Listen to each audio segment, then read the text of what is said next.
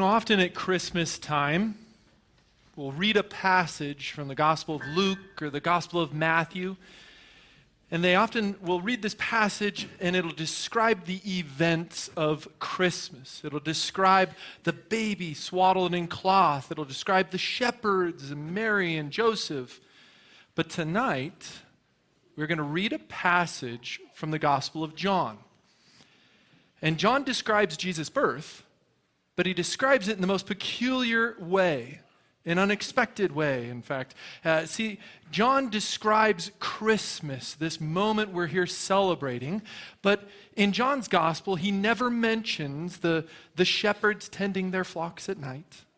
He never mentions the magi, we three kings of Orient are, bearing gifts, we travel afar. In fact, the Gospel of John doesn't even mention Mary and Joseph.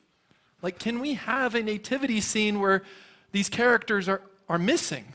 What's going on here in the Gospel of John? See, John's description of Jesus' birth for us, he paints this most peculiar nativity scene. What's happening? See, the Gospel of John is not trying to describe the events of Christmas, the scene. John's trying to describe for us the significance of Christmas. What all of this means. Why does Christmas even matter? After all, we're all here gathered some 2,000 years later here in this room tonight, and we're still talking about what happened in that moment, Jesus' birth. Why is that? What happened in that moment that is so significant and life-changing? What does Christmas mean? Why does this matter so much? And that is the question that the Gospel of John is trying to answer for us. That's what John's trying to address, what he's trying to tell us about Christmas. And as we read through the Gospel of John in a moment, his description of Christmas, there's going to be two key words he's going to use to describe this moment: light and darkness. Light and darkness. His description of Christmas. Now, normally when we think of Christmas, the words that come to mind are like manger, Mary and Joseph, baby Jesus. But John describes Christmas with the words light and darkness. Let's see in the Gospel of John how it is that he starts to describe the significance of the moment that we're here gathered here tonight to celebrate.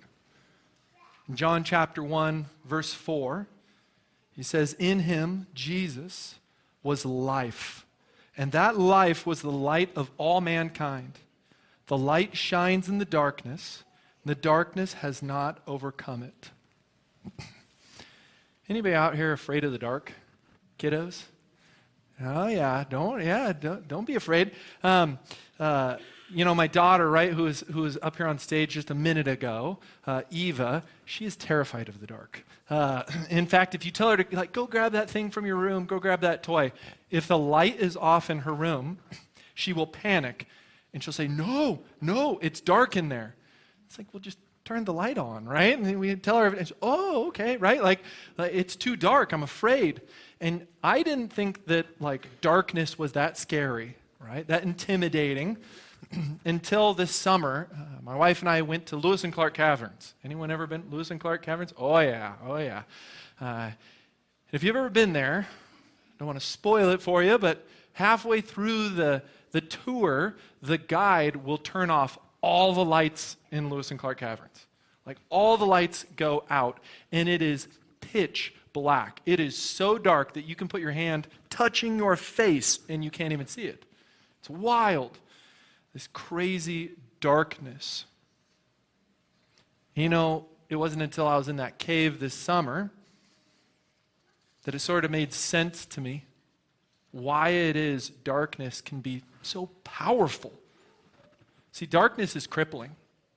Darkness is crippling. If you've ever dropped something, lost something in the dark, and you're trying to find it, sometimes it can be near impossible. If you're trying to do a task in the dark, it's 10 times harder.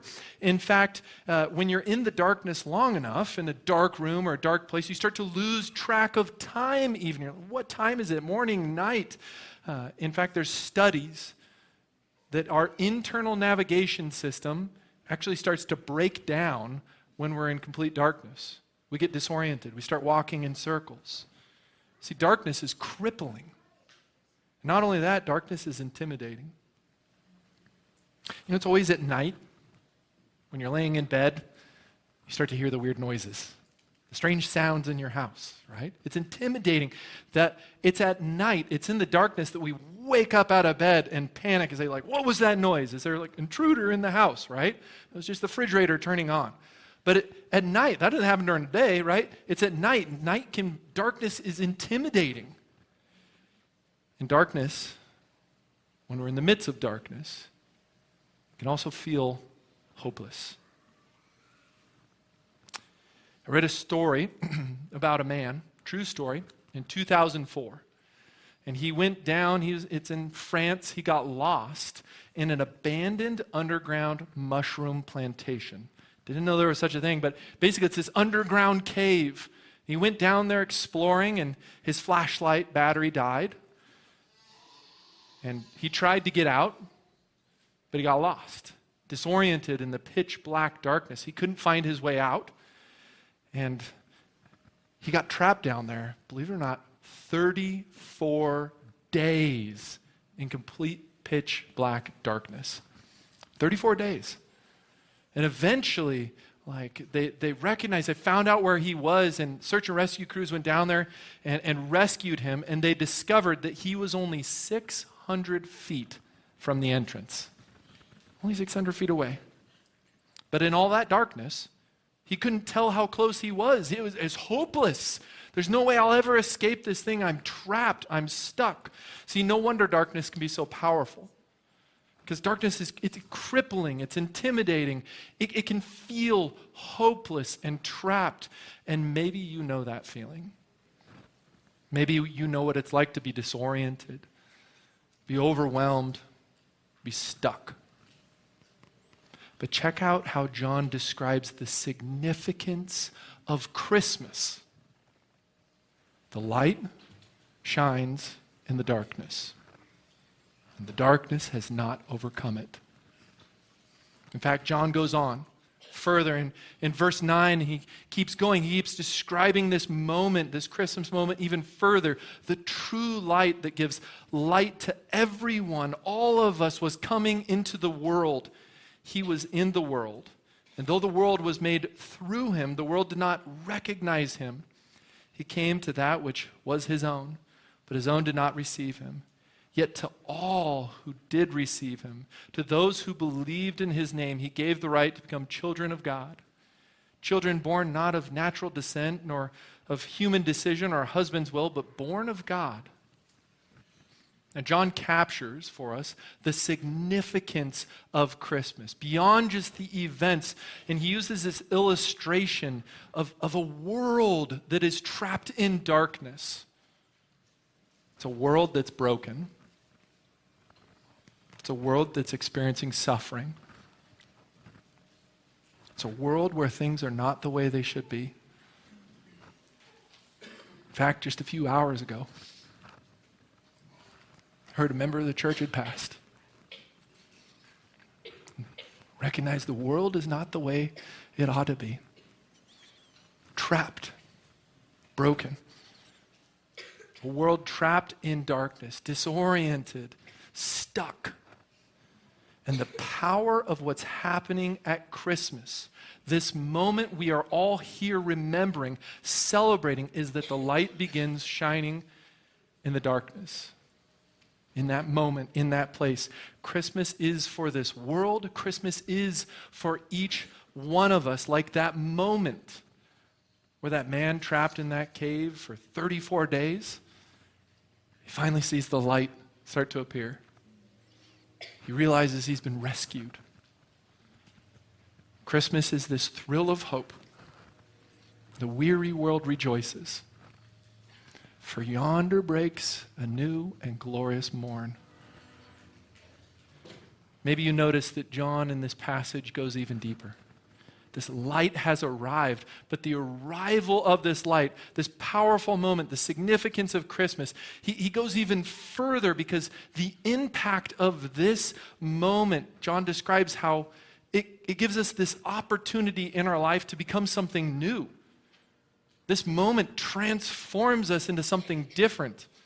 He describes it as children of God, like reborn. What does that even mean? We're going to keep looking closer at this passage this Sunday ahead. I invite you to come. We're going to keep digging further what this moment means, what Christmas means, the light of the world, how it can transform our life. But I don't want to move too quickly past this moment, or we'll lose sight of what's happening tonight. The true light that gives light to everyone, each one of us, has come to the world. You know, maybe you have been struggling. Maybe you feel like you've been lost.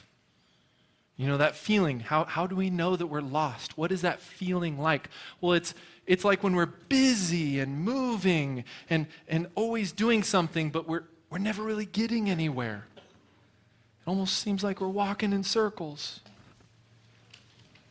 Man, if you feel like you've been lost, recognize tonight you need the light to shine in the darkness.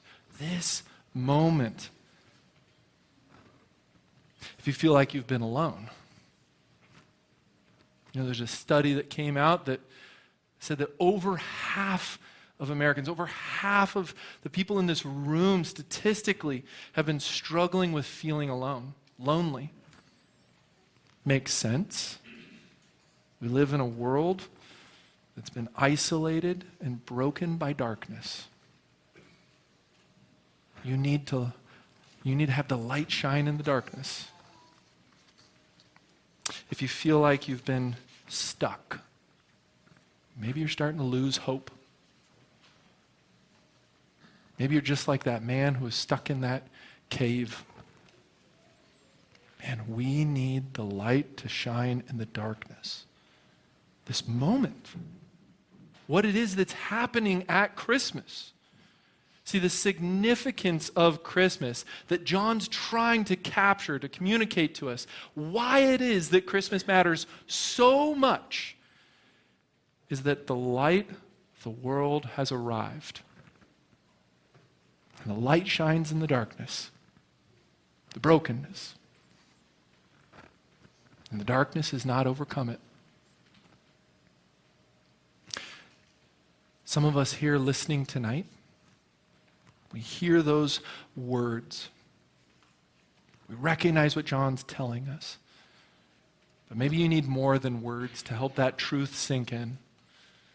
Just like the kids up here, man, as Lacey was talking, I've got a little bit of an object lesson for you that we're going to do in just a couple minutes. It's coming up soon.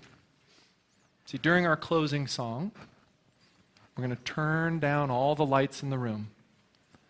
Darkness. And that's how maybe you've been feeling leading up to tonight. But we gave you these candles. These candles represent how Jesus is bringing light into this world. He's the light of the world. And these candles represent how Jesus came to this earth to bring light to you, to find you.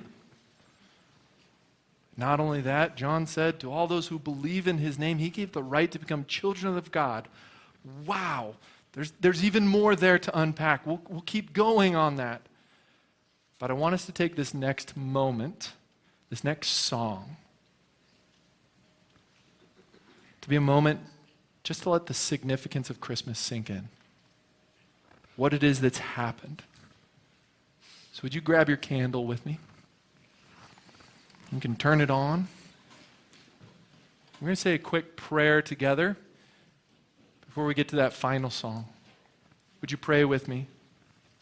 You know, sometimes the story of Christmas, Father, it just seems far away. It can feel distant. It can feel like it happened in a far-off land a long, long time ago.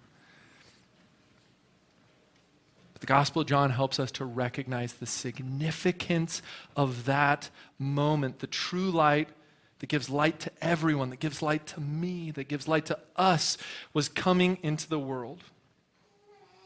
So, Father, I pray that you would help make that reality.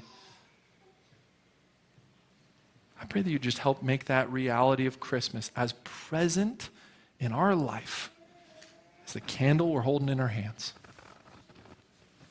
The light of the world has arrived. And that, Jesus, you came to bring that light to each one of us. Amen.